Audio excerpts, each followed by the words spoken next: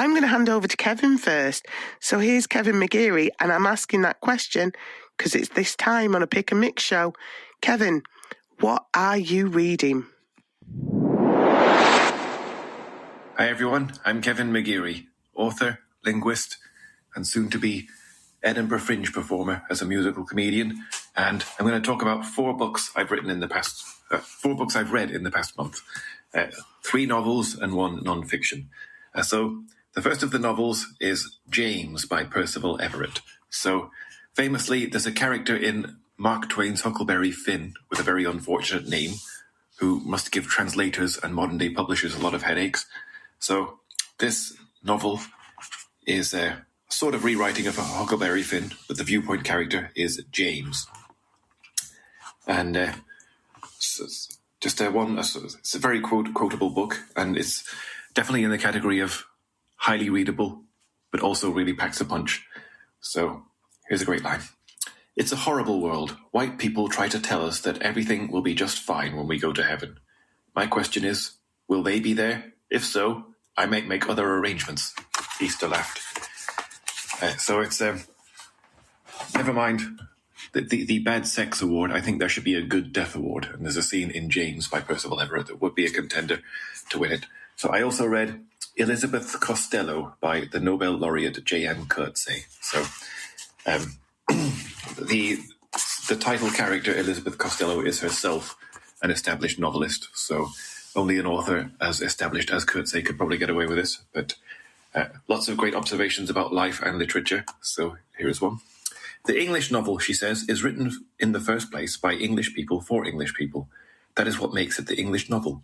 The Russian novel is written by Russians for Russians, but the African novel is not written by Africans for Africans.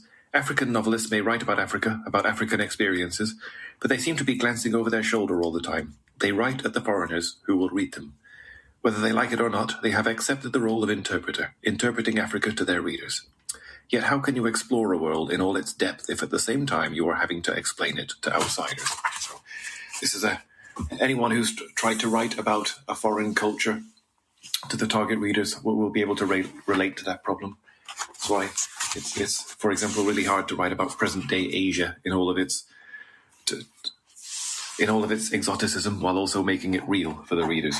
So in Blackwell's, just off Oxford Road in Manchester, I saw right on the counter as an impulse buy, there was The 20 Days of Turin, a novel by Giorgio de Maria, so translated by Ramon Glasov, and this was also a genuine page-turner, but also quite substantial and profound. So here is one brief passage.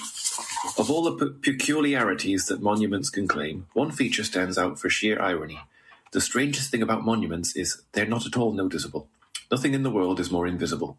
Even so, there's no doubt that they're made to be seen, nay, to draw attention, but at the same time they have something that makes them, so to speak, waterproof. Your attention will run straight over them like drops of water on oilskin clothing, never pausing for an instant.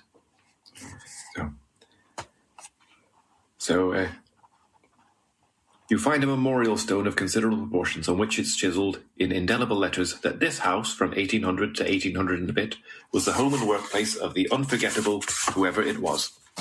And lastly, as a bit of non-fiction, I read How Was It For You by Eve Smith, subtitled The Lives and Loves of a Sex Worker. So Eve Smith is a dominatrix and who formerly sold sex, and this is probably the most nuanced and in-depth take I've ever read on the subject, because most writing on this subject has some kind of agenda, whether it's liberal feminism or radical feminism or Christian.